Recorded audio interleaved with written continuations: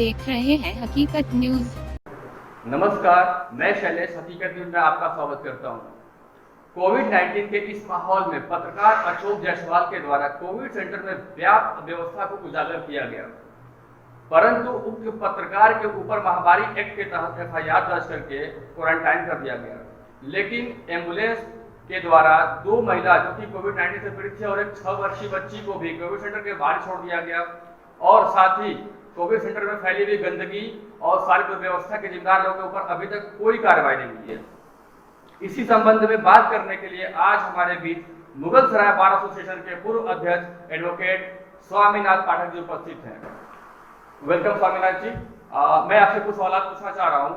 क्या सरकार की ये जो कार्रवाई की गई पत्रकार के ऊपर, क्या कहीं से भी उचित लग रही है आपको सर? सर्वप्रथम तो आपके इस हकीकत न्यूज चैनल पर आपने मुझे आमंत्रित किया, इसके लिए बहुत बहुत धन्यवाद। रह गया आपका जो प्रश्न है कि इस महामारी काल में पत्रकार के द्वारा जो तहकीकात किया जा रहा था उस पर धारा 188 महामारी एक्ट के तहत जो कार्रवाई जिला प्रशासन के द्वारा की गई है, मेरे विचार से यह न्यायोचित नहीं है, क्योंकि मीडिया तंत्र जो है लोकतंत्र का सजग प्रहरी है। इन्हें हर स्थिति परिस्थिति, चाहे बॉर्डर हो, चाहे देश की किसी भी तरह की समस्या हो, महामारी हो, किसी भी तरह की समस्या हो, लोकतंत्र पर अंकुश लगाया जाना या लोकतंत्र व्यवस्था में मीडिया पर जो है अंकुश लगाना, यह लोकतंत्र के लिए शुभ संकेत नहीं है, क्योंकि लोकतंत्र और न्यायिक व्यवस्था यही जो है लोकतंत्र के सजग प्रहरी हैं। इन पर किसी भी तरह का शासन या प्रशासन के द्वारा अगर अंकुश लगाया जाता है, इनके साथ इस तरह की दंडात्मक व्यवस्था के तहत कार्रवाई की जाती है, तो यह हमारे राष्ट्र, हमारे देश और हमारे जिला के लिए शुभ संकेत नहीं। सर, अगर मान लीजिए पत्रकार के ऊपर उन्होंने कार्रवाई की, चलिए हमने माना कि उन्होंने एनएसए एक्ट लगाया, लेकिन जो दुर्व्यवस्था के जिम्मेदार है, जो कोविड-19 जो बनाया गया हमारे देवसा गांव में, चंदौली जिला में, उसके जो जिम्मेदार अधिकारी हैं, जो प्रशासनिक अधिकारी हैं, जो वहाँ के वर्कर्स है, वार्ड मेंबर्स हैं, उनके खिलाफ अभी तक कोई कार्रवाई नहीं की गई। क्या इसके बारे में आप क्या कहना चाहेंगे सर? देखिए, ऐसा मीडिया के द्वारा या समाचार माध्यमों के द्वारा हमने भी ऐसा देखा और सुना कि जो हमारे जिले का एक क्वारंटाइन सेंटर रेवसा में स्थापित है जी, वहाँ पर तो हमने ऐसा भी देखा कि एक जहनिया ब्लॉक का एक कोरोना पॉजिटिव पेशेंट आया था और वो स्वयं अपना वक्तव्य दे रहा था कि मेरे खांसी है, जुकाम है, बुखार है इत्यादि जो उसके लक्षण पाए जाते हैं वो नहीं है, फिर भी उन्हें लिया जा रहा है। तो यह तो चिकित्सकों की चिकित्सीय व्यवस्था के तहत आता है, लेकिन अगर पत्रकार के विरुद्ध प्रशासन के द्वारा कोई इस तरह की कार्रवाई की गई तो प्रशासन का यह भी नैतिक ड्यूटी बनती है, तो है उस व्यवस्था के तहत उसकी जांच करेगी क्या वास्तव में जो पत्रकार के द्वारा निरूपित किया गया है दोष या जो अव्यवस्था दिखलाई गई है, क्या उसमें सत्यता है। अगर उसमें सत्यता है तो जिला प्रशासन की नैतिक ड्यूटी बनती है कि अपने यथोचित माध्यम के द्वारा वहां तत्काल व्यवस्था करे, ताकि जो भी पॉजिटिव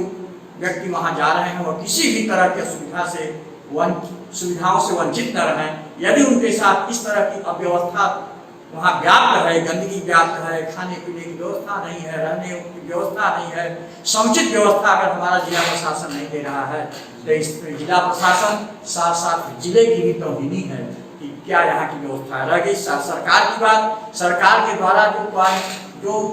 कोरोना पॉजिटिव पेशेंट के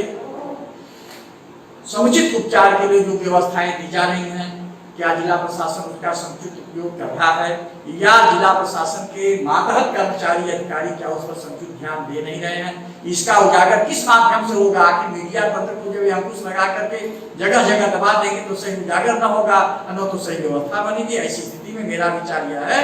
कि जिस तरह से उस पत्रकार के साथ इस तरह का व्यवहार किया जा रहा है तो उसी के साथ हमारे जिला प्रशासन के लिए नैतिक ड्यूटी बनती है, वहाँ के व्यवस्था के प्रति भी उतनी ही जिम्मेदारी और कड़ाई से उसका पालन कर रहे हैं। यदि ऐसा नहीं कर रहे हैं तो ये कोई शुभ संकेत नहीं है। तो सर, क्या हम ये कह सकते हैं कि जो हमारी उत्तर प्रदेश सरकार है या फिर हमारी केंद्र सरकार ने जो दावे किए हैं कि हमने महामारी में ये व्यवस्था करी है या फिर ये सुविधा जो पब्लिक आम पब्लिक को दी जा रही है, क्या वो सही हमारे आपको क्लियर लग रहा है? जहाँ तक ये प्रश्न है, इस पर जिला हमारे उत्तर प्रदेश सरकार और केंद्र सरकार द्वारा जो समुचित व्यवस्थाएं की जा रही हैं उसका कितना अनुपालन,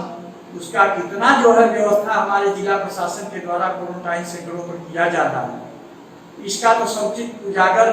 मीडिया तंत्र के द्वारा ही जानकारी प्राप्त की जा सकती है, और मीडिया तंत्र के साथ अगर वो जानकारी दे रहे हैं और इस तरह की उत्पीड़नात्मक कार्रवाई की जा रही है तो हमको तो संदेह लग रहा है कि कहीं न कहीं जो है गोलमाल है जी। तो यह पेशेंट के साथ, मानवता के साथ, आम जनता जो पीड़ित जनता के साथ अगर इस तरह की व्यवस्था की जा रही है, गोलमाल के तहत उनकी अव्यवस्थाओं के तहत रखा जा रहा है, यह जो है। जी बिल्कुल, thank you very much sir, आप हमारे स्टूडियो में आए, आपका बहुत बहुत धन्यवाद। तो हमने देखा कि किस तरह की व्यवस्था जो सरकार ने हमें दावे कर रखे हुए कि हमने कोविड-19 महामारी के तहत जो भी व्यवस्था आम लोगों के लिए की जा रही है, बट जो हकीकत में जो चीजें दिख रही है वो थोड़ी सी अलग है। जो सरकार दावे कर रही है वो अलग, बिल्कुल पूरी बात अलग है। और साथ ही जो हमारे मीडिया ग्रुप के संबंधी लोग हैं, हमारे भाई लोग हैं, अगर उसके बारे में कुछ सच्चाई को उजागर करना चाह रहे हैं तो वो क्या हो रहा है, सरकार उसको दबाने की कोशिश कर रही है कहीं ना कहीं से। प्रशासन सोच रही है कि जो हमारी हकीकत है वो लोगों को सामने ना आ पाए। तो हम प्रशासन से यही उम्मीद करेंगे कि नहीं, भविष्य में अच्छा करें, लोगों के प्रति जो हित में है वो काम करें। तो थैंक यू वेरी मच, आपका हकीकत न्यूज़ को आपको देखने के लिए थैंक यू वेरी मच। धन्यवाद आपका, बहुत बहुत धन्यवाद।